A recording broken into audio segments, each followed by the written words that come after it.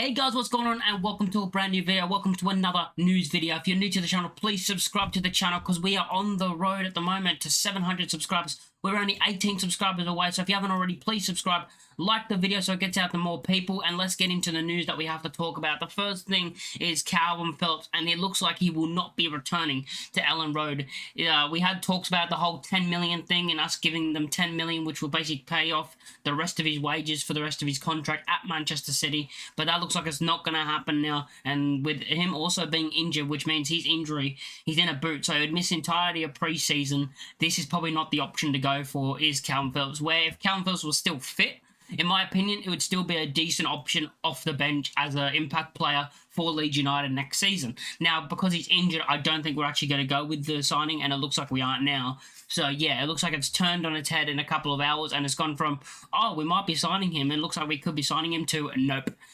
So, yeah, that's the news on Calvin Phillips. It looks like he will not be coming back to Ellen Road. The next thing we have to talk about is actually Junior Firpo, and not just Junior Firpo, but Sam Byram also comes in this as well. Junior Firpo and Sam Byram will hold talks with the Whites over new contracts. Both players have their current deals expiring soon. Byram made it clear during the title celebration he's open to staying at Ellen Road as a bench option, which I'm fine with because I think Sam Byram's a good option you can bring off the bench to hold out games when we're in, we're drawing or we're winning very tight games, which is going to happen a lot in the Premier League. He's the type of player that I'm fine with us bringing on to hold off the opposition to gain us the point that we need and the win that we need. That could be massive coming towards the end of the season.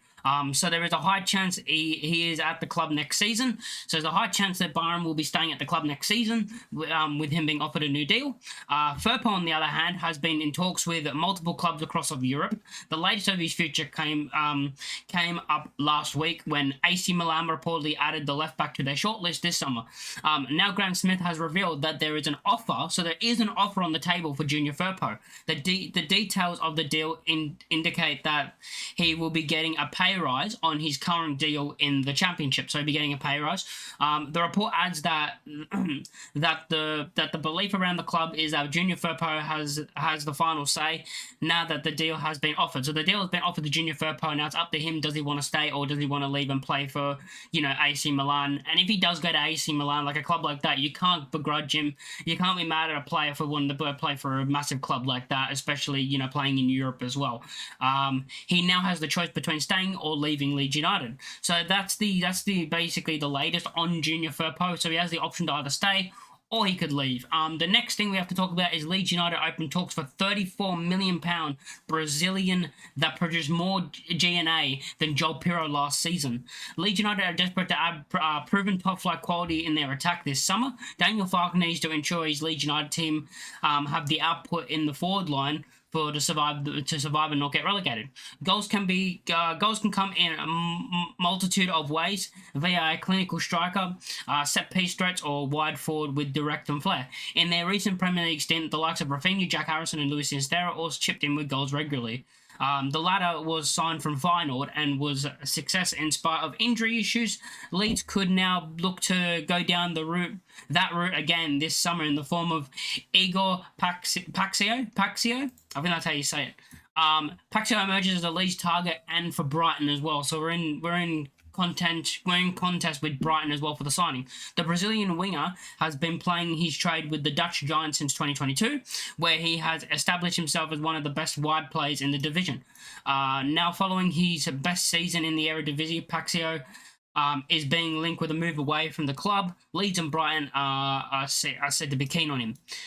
So both clubs are set to be keen on him in Brighton and in Leeds United. So for me, it's one of those where you look at these kind of things and you go, oh my God, why do we have to be in contention with someone like Brighton? Because Brighton are a team. I mean, when you see players linked with Brighton and you're linked with the same player, that's got to be one thing. That's got to be a good thing. That's got to be some sort of a good thing because Brighton are really good at scouting really good players. But the other thing is, you'd probably rather go to Brighton just because I think they're in a better position than what we are right now. But yeah, he played for Feyenoord this season in the Eredivisie, playing 47 matches, 3,969 minutes. That was across the entire season, getting 18 goals and 14 assists. But in the Eredivisie, he played 34 games with 2,881 minutes played, 16 goals and 10 assists in the league, where he also played he played 11 games in the Champions League as well with 921 minutes played with 2 goals and 4 assists. So he got goals in the Eredivisie and he he also got goals in the Champions League. Last season, the season before that was a 23-24 season, where he played 45 games and has got 12 goals, 3 assists with 2,931 minutes played, playing only 31 games in the league for 1,941 minutes with 9 goals, 3 assists. He also played in the Europa League twice, scoring 1 goal. Then he also played 6 games in the Champions League and not registering a goal. But he looks like the type of winger that'll be a good signing for Leeds United. And, you know, someone with European experience is something that would be massive as well.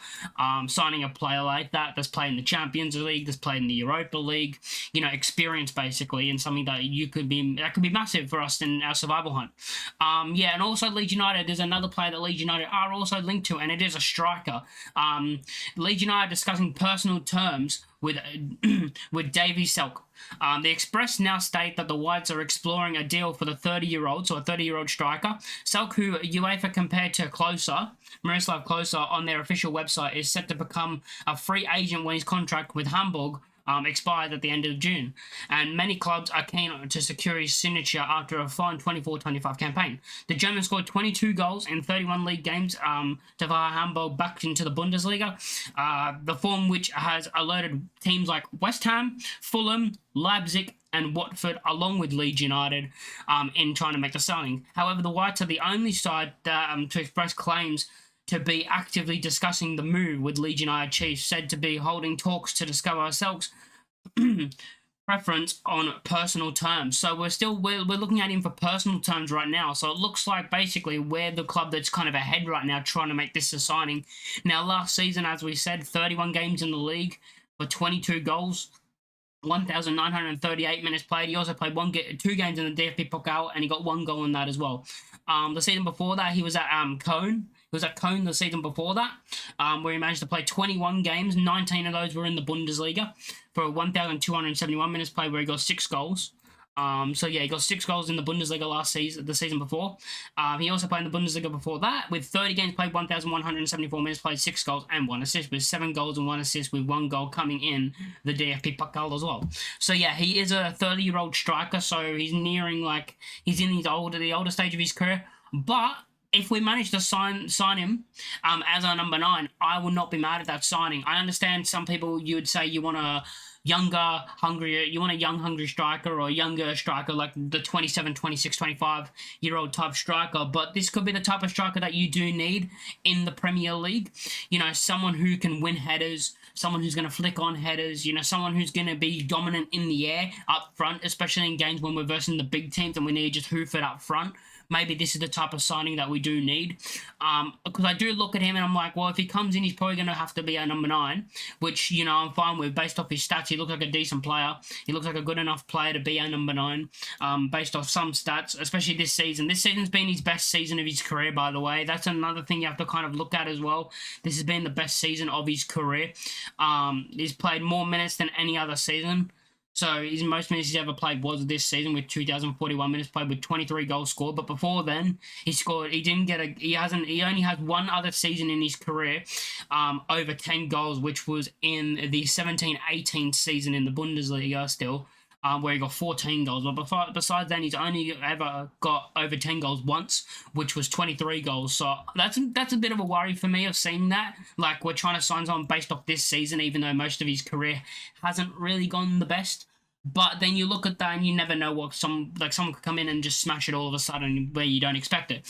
But it is a bit of a risk, this signing, especially if he's going to be the starting number 9, which I think he probably would be if we're going to make a signing for a striker, because I cannot see Pirro being the number 9 next season. As I've already said, I think Joseph's going to leave, whether that's a loan or permanently. It looks like more likely permanently. I think Bamford stays for the last season of his contract. And, you know, I think he's going to be a good option to have off the bench. But yeah, this is a worry for me about, do we sign him, or do we go after someone else that could be more of a starter? You know, that starting number 9 that we actually do need probably, because I don't think Pirro's going to be able to do it. I don't think Pirro's going to get more than, you know, probably going to be, you know, clip me up if I'm wrong. I don't think he's going to get more than 7 goals this season. I think 7 goals would be a good season for Pirro. I don't think he's going to get any more than that. I don't think he's good enough to be a Premier League striker. I think most of us think that as well. I mean, he could prove us wrong, but the thing is, we do need a number 9, because if he doesn't deliver, we kind of another striker who doesn't deliver as well, you know what I mean? Like, we need someone that can deliver, and this might be the wrong sign to go after, But hey, we're in talk to sign him, and we're ahead of everyone else in the race to sign him at the moment as we currently speak, which kind of makes me a bit worried. You know, you look at it as a 30-year-old who's had his best season of his career, which that does make me a bit worried for next season if he is going to be the number 9. But yeah, we'll just have to wait and see what happens. Of course, the Beto news has kind of gone quiet as well. Like all the other couple of striker news has gone quiet, like Beto and that.